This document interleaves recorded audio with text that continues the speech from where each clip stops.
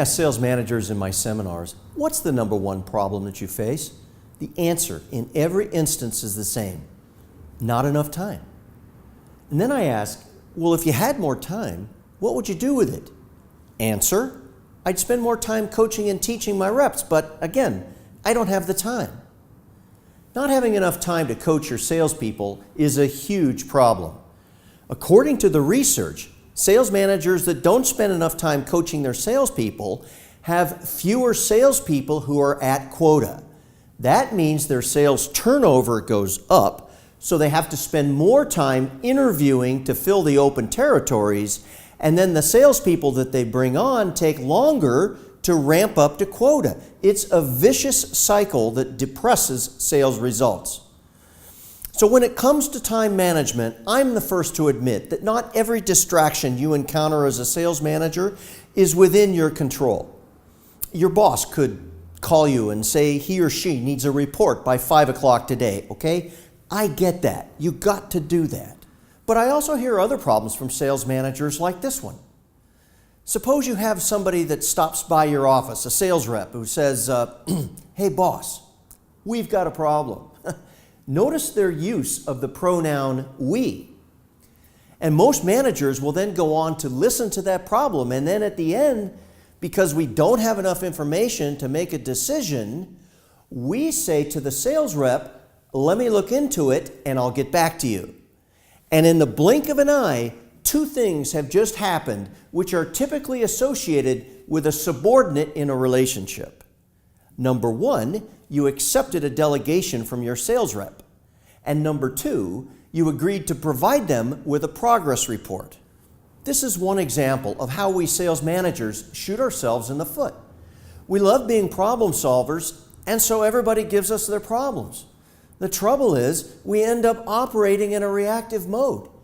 We come into the office with a great plan for the day at 8 o'clock, and by 8:15 we've been hit with 2 incoming issues. And before we know it, it's 5 o'clock and we spent all day long solving other people's problems. So how do you make the switch from being a reactive firefighter to a proactive sales coach? Here are 3 suggestions. Strategy number 1 is to hold others accountable for solving their own problems. The next time one of your salespeople comes to you with a problem, ask them what I call the 2 magic questions. What have you done about it so far? What do you think ought to be done?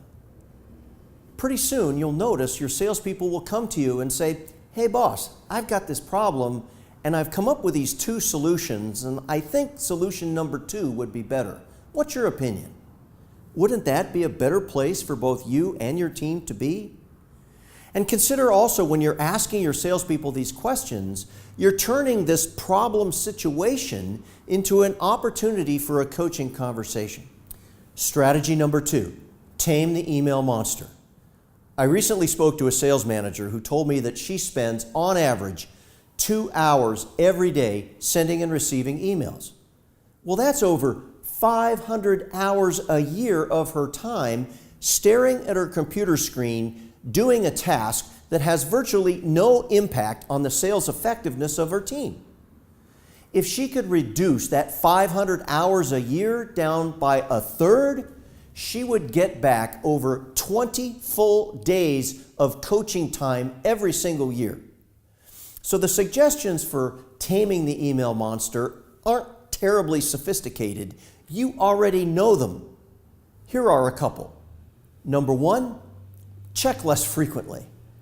Many sales managers have this pathological curiosity to know what was the most recent message they received, but it distracts you from what you should be focused on. Number 2, set team standards that include NRN in the subject line. No reply necessary. And number 3, send shorter emails yourself. If you send long emails, so too will your salespeople. If you send shorter emails, your salespeople will follow that example as well. Strategy number 3, every sales manager understands the value of having a to-do list. But I ask you, what is on your to-don't list? What are the things that you need to stop doing?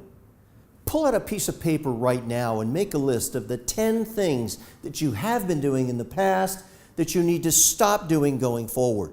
That's one way to get more time back for coaching your salespeople.